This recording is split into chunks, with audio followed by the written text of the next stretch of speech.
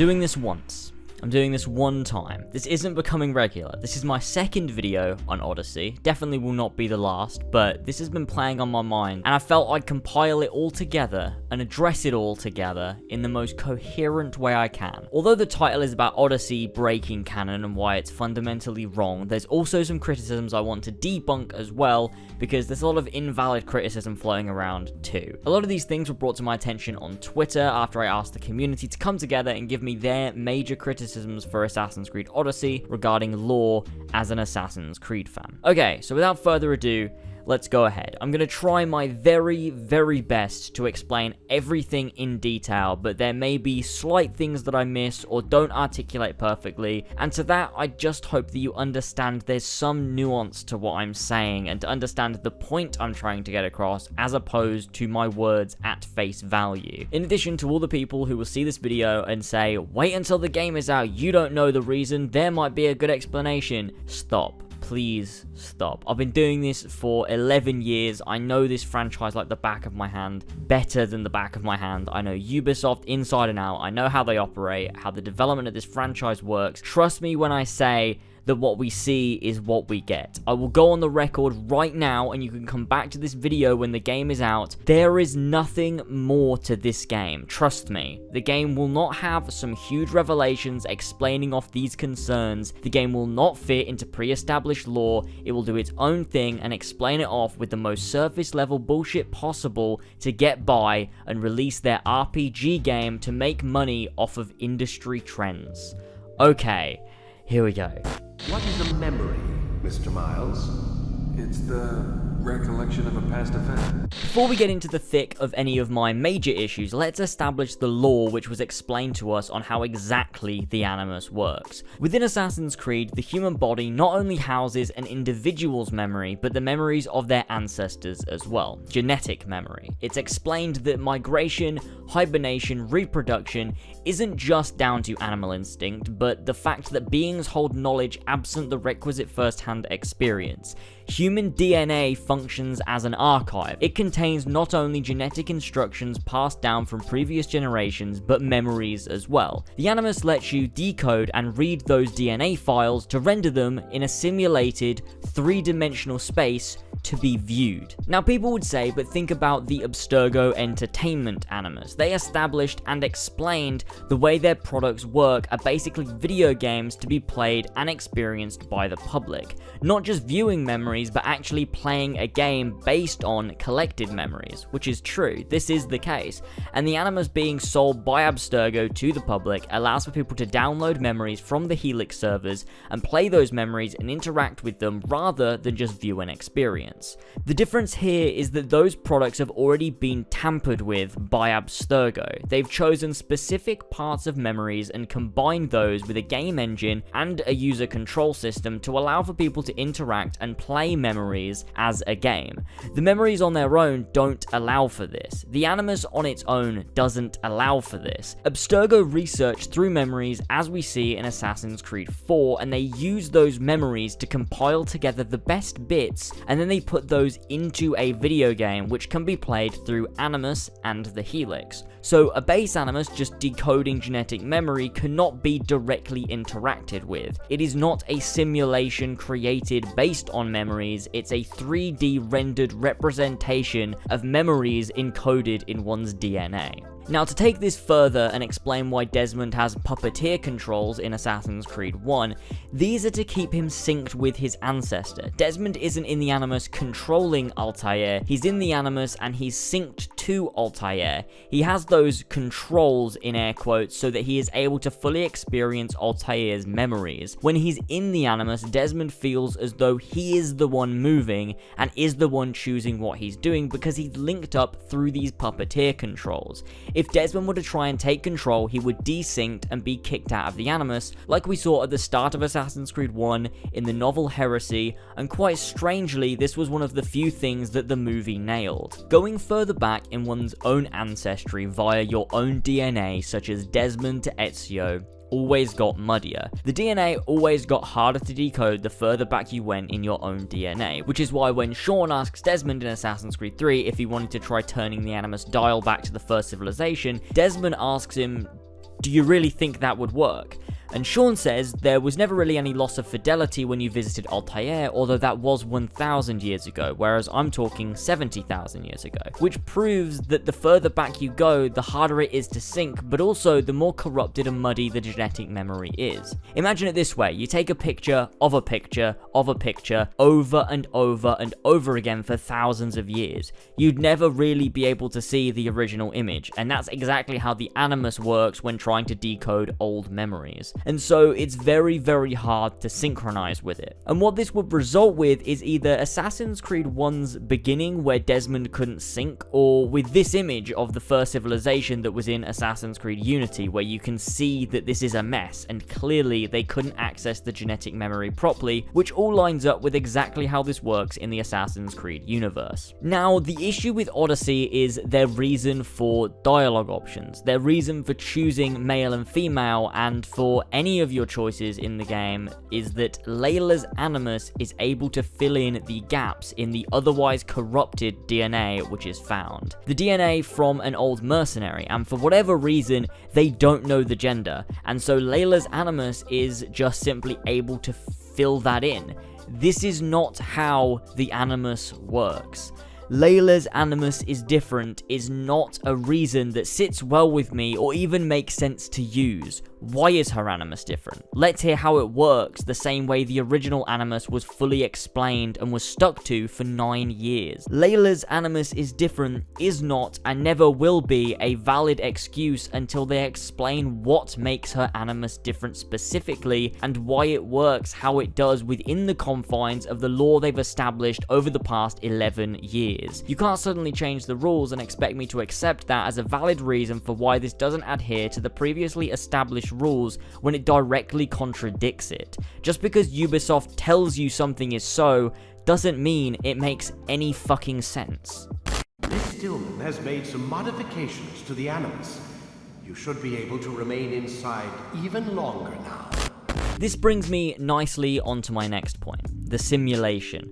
It's wrongly assumed by a lot of people that the animus is essentially a simulation of history, the same way playing a game is essentially a simulation you're playing through, but I explained this on my last point. Origins set up this suggestion that for some reason the animus is a simulation. Now don't get me wrong, this makes sense in the words of the Isu. They see everything as a simulation, and the outcomes of reality are just one possibility in an endless set of possibilities that they see as a simulation. They essentially refer to the world as a simulation, and so here it makes sense. They aren't talking about Layla's animus creating a simulation, they're talking about potential world events as a simulation because that's just how the First Civ speak. If you want to hear more on this and what the First Civ temples mean in Origins, go ahead and check out my mate Tyler's video where he really goes into detail on this and exactly what it means. I'll link the video down below and on the card to the side of the video. A big issue we have, however, is Odyssey and Origins believe that the animus is a simulation you can freely move around in, which isn't the case. Abstergo Entertainment products are, that's how they work, but base animuses used by researchers that are decoding genetic memory are not creating simulations to freely move through, they are reliving memories which are decoded as I explained before. So Layla's animus somehow magically using Bayek's DNA to create an ancient Egyptian simulation, even for areas not visited by Bayek, does not make any sense at all. It doesn't adhere to the lore established in the past 10 years that predated it. It makes even less sense that somehow Layla's animus, without explanation and in total contradiction to everything before it, is able to use corrupted DNA in Odyssey to create an entire real-to-life simulation of ancient Greece based on nothing but corrupted DNA that can't determine whether the character is male or female, or what they even said to certain people in the world. But it can tell you there's a dog behind an old house on a beach or a bear in the forest. Things like this make no sense on their own, but they're simply abhorrent mistakes when they're placed within the context of Assassin's Creed, where they make even less sense based on the lore and the rules which were previously put in place when building the fundamentals of this universe and how it works. An RPG in which you will not just play an Odyssey, but your Odyssey. Now for one of the largest concerns from people in the community, the ability of choice. Assassin's Creed as a game has never had the ability of choice before, for simple reasons. The story which was being told was always memories relived through the Animus, which I've explained in detail earlier in this video. The way this works doesn't even allow, canonically, for Desmond to have done things even a bit differently from his ancestor, assuming he was in sync, which he had to be to avoid falling completely out of the Animus. Now, some people may bring up the full sync objectives in Assassin's Creed Brotherhood through to Syndicate, and you'd be right, this is an interesting way to see the franchise, and it does show a certain amount of ability to choose what it is you do. Now let's look at this from a lore perspective. It's difficult to explain exactly how the Animus works without thinking of it as a game. The fact I climbed a certain building but you didn't isn't lore breaking, because you have to remember this is a video game we're playing. The story beats stay the same, and so do the characters and the world, but we may navigate as players differently through this video game, and this simply comes down to the fact that it is a video game. But in the context of lore, Desmond isn't making choices, he's reliving Ezio's memories. So how does the full sync come into play? Well, it comes into play the same way like something like the Armor of Altair did in the previous games. These were optional things that you could choose to do, but it wasn't Desmond going through the world and actively seeking these areas out like a video game. This was Desmond being extra conscious not to fall out of sync so he could achieve these extra memories, like the Armor of Altair, collecting feathers, and the Christina memories. This is just represented in our game as different objectives and missions within the world because it's a video game. It was never suggested or explained that Desmond is moving through a simulation at will. It was, however, always explained that Desmond was simply reliving memories, and if he tried to take control, he'd fall out of sync and be ejected from the Animus. And this is what a lot of people mix up. What we play is not a direct representation of what Desmond would see or is doing, because this is a video game. There has to be a gameplay part which allows players to explore at their free will. Desmond doesn't though. Desmond isn't exploring, which I can't stress enough. Desmond simply has to stay in sync with Ezio, and by doing so, he's able to access memories where he finds the armor, the memories of Christina, and so on. That's why these memories appear after certain points in the game, because Desmond is more in sync with Ezio. By sequence 8 of Assassin's Creed 2, he's more in sync, so he's able to access more memories, such as finding the seals for Altair's armor, or in the instance of 100% sync objectives, those are him staying in sync with Ezio in order to get the best outcome and not desync, which will slow down their progress. For us players, this comes across as an optional objective with things we can do within missions. But just keep in mind, the representation of a lore point to us as players is not the way it actually is seen when you're in the world itself. Now, how does this affect the choices made in Odyssey? Well, look at it this way. In Odyssey, you're able to choose your gender, your dialogue choices, and so on. Their explanation is because 1, the Animus creates a simulation, and 2, the DNA is so muddy that the Animus has to substitute things which you can choose. To a lot of people, this sounds like a good explanation, but we need to look closer. Like I've already explained, the Animus isn't a simulation, so therefore it is only decoding and rendering memories found in DNA. If DNA is corrupted, it cannot fill it in, because instead it would desync and cause a mess similar to this image from Unity like I mentioned before. The memory simply would not be accessible because it isn't available. The argument of Layla's Animus being different could come up again here, but the fact remains, it has not even been attempted to be explained, nor does it fit with how genetic memory decoding was established in the very first Assassin's Creed game. You can see 2 instances of where the Animus has tried to create a simulation based on just memories. The first is with the Subject 16 sections in Assassin's Creed Brotherhood. Once you complete the truth, Desmond has to jump around in a simulation created by the Animus, which is very, very bare bones. And the second is Animus Island in Assassin's Creed Revelations, which Rebecca even says is not meant to be the function of the Animus. It's meant to render genetic memory, not create entire simulations or cognitive processes. I will state again, Layla's Animus being being different does not make sense and is not valid in the current lore of Assassin's Creed as we know it, based on Assassin's Creed 1 to Syndicate along with all of the side media. If they wanted that excuse to work, they have to explain why Layla's animus is different and do it using knowledge and lore set up already in the world, otherwise it's worthless. While we're on the topic, it doesn't exactly make sense for the DNA to not be able to tell if it's male or female, because of the fact that from your spit or from a strand of hair, scientists in real life can tell you if you're male or female. They can tell your eye color, your hair color, what hereditary diseases you may have. So for a super special magical animus not to be able to figure it out makes even less sense in this weird world they've created. Let's quickly touch upon some specifics such as romances and the outcome of the story changing. So, for example, your choices have an impact on the narrative. Smaller things, but also the game has multiple endings. I don't think I need to go into detail on why this makes no sense, given the information I've already provided. I think you can understand why this doesn't make any sense. You're reliving memories, you cannot change things without desyncing and being thrown out of the animus. Along with this, the DNA being damaged would mean you couldn't even view it properly or sync with it, let alone change things based on nothing but a machine deciding these things need to be superimposed. Along with this, the novel to go along with Odyssey will tell the canon story of Cassandra, so why do we even have LazerzZ, and why do we have all these choices if there's a canon story? It seems useless, and like, of course, these RPG features are not because they work for the franchise and the narrative, but because they are trendy, and Ubisoft had to have them. Hey, you know what? I've got a question I think you can actually answer. What's up? Why is it that sometimes the guys in there talk like they're from the future? The future? Yeah, I mean the present. Now, today, whatever. Now, here's a nice little thing that came out of the Odyssey demo. This item here, hundreds of years before the Assassins, has the words, "Everything is permitted," written on it. Now, for one, it makes no sense to even exist, but secondly, it's in English. Now, I know the Animus translates things, and that's very true, but take a look at these codex pages from Assassin's Creed 2. They're in Arabic. You can read about them in the database in English, but the Animus never visually changes the source material because, like I keep saying, it doesn't generate anything from scratch. It just decodes memory, and the memories would not have been in English. Nothing is ever written down in English because the Animus can't change that. It can only change the language spoken and the dialect, which was established from day one, but it has never been able to change things which are written down because it doesn't generate any new visual imagery. Be my eyes, Zenu.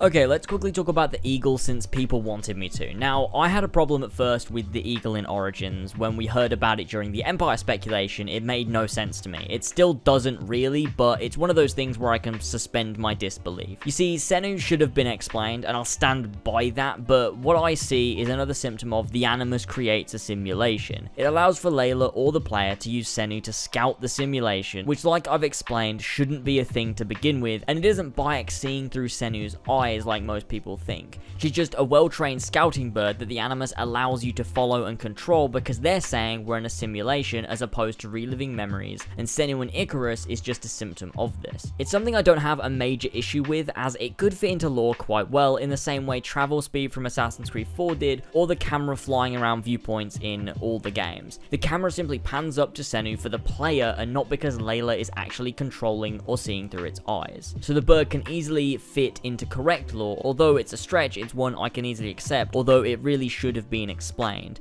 This being said, the lore isn't correct as it is, and so the bird being controllable is just another symptom of the world being a simulation, which is fundamentally non-conforming with the lore set up previously. To add to this, the fact that LazerzZ or Cassandra even have an eagle is also a little bit odd. I mean, I guess anyone can own an eagle, but the eagle is a symbol of the Assassins, and to see another person with an eagle hundreds of years before Bayek using it in the same way is a little bit jarring. This is also the first time in the franchise it has kept a gameplay feature like that just because it was in a previous game. Darby McDevitt, the lead writer of Assassin's Creed Revelations and Black Flag, said that they considered having the hook blade in Black Flag, but it felt like it was too tacky to include just because it was in a previous game, which was a good choice, but it seems they've done away with that in favor of laziness and keeping things as simple as possible, not testing themselves. It's more of a small issue and not necessarily a huge lore issue, but people wanted me to mention it, so I have. Papa? Jump. Now, the big thing here is the Leap of Faith. Let me give a bit of backstory to the Leap of Faith for people who don't know. In Assassin's Creed lore, the Leap of Faith was something Bayek was to teach Khemu, a way of quelling your fears and leaping. It was a Medjai skill used to teach control and let go of your fear. Bayek took this and made it a fundamental part of the Brotherhood moving forwards, which is why it's so huge in the Assassin's Creed games. It all started with that which Bayek learned from his father. That's poignant, it's emotional, and every time you perform a Leap of Faith in the franchise, you know where it came from Bayek's family. Khemu was going to learn this. It's one of the major things about Origins I love, the way it gives to things like the Leap of Faith. However, this is all stripped away because the protagonist of Odyssey can do it, and there's no reason given. This shows a clear lack of care, not just from previous lore, but from the lore of the game that came directly before it. Why set up where the Leap of Faith came from if everyone and their cat is doing it? I've heard the argument that, well, I'm sure someone jumped from a high place before, but I honestly don't even know how to respond to that. We know how important the Leap of Faith is. We know the emotional integrity it has, and we know what it is. That's the most dumbfounded base level Ubisoft excuse I've ever heard. I'm sure someone jumped from a high place before. Get out of here with that excuse. You know the importance of something as significant as the Leap of Faith. That's why there's no hidden blade in the game, no assassin insignia in the game, because they aren't welcome in that time period, and the Leap of Faith should fall into that category too. I've seen one reasoning being that the Animus needs to fill things in the simulation, which shouldn't exist, but filling things in, it uses part of Bayek's data to do so. Leap of Faith, Icarus, and the fighting are all parts of that. Honestly, I think that's bullshit, and even if that were the case, it would be an entirely different problem because it still doesn't line up with lore, and I've explained why throughout this whole video, so you get the point. What makes you guys so special, so smart? That you happen to invent all these things while us mere mortals stumble around like idiots? To be fair, we don't invent them. They're gifts, Mr. Miles, from those who came before. And finally, we have one of the most integral and also the most annoying parts of Assassin's Creed Odyssey, the Spear of Leonidas. Ubisoft have a habit of introducing Pieces of Eden as a MacGuffin or a Deus Ex Machina, which is essentially a plot device whereby a seemingly unsolvable problem in a story is suddenly and abruptly resolved by an unexpected and seemingly unlikely occurrence, typically so much as to seem contrived. This isn't so much a lore discrepancy as it is a narrative flaw, and the Pieces of Eden are used seemingly as a crutch for things they cannot be bothered to explain. You have many abilities tied to this random new piece of Eden that we've never heard of before, which just happen to give you special things such as no fall damage, perfectly precise aim with your spear, and an ability to go fucking mental and attack people with superhuman speed, and on and on and on. Like I said, this isn't so much of a lore issue as it doesn't contradict anything, but it's clear they're using the lore in order to justify random gameplay decisions that otherwise wouldn't line up with the lore. The spear came out of nowhere. It can do about 50 different things, all of which have never been seen done by a piece of Eden before, and for this reason I think it's very clear the spear is simply a MacGuffin used to allow for certain unfitting gameplay elements to exist rather than an actual story reason for it existing in the world. The Pieces of Eden, the First Civ, and the Animus are continually abused rather than used. They aren't plot points anymore, they're a cheat tool to allow Ubisoft to do whatever the hell they want and then explain it with, the Animus did it, or the Piece of Eden did it. That's not good enough, especially when it doesn't line up with the rules of the Animus or the Pieces of Eden. Thanks for watching, I hope you enjoyed. I tried my best to make this as detailed as possible and leave no room for potential comebacks from people trying to rebuttal my points, but no doubt I'm gonna get plenty.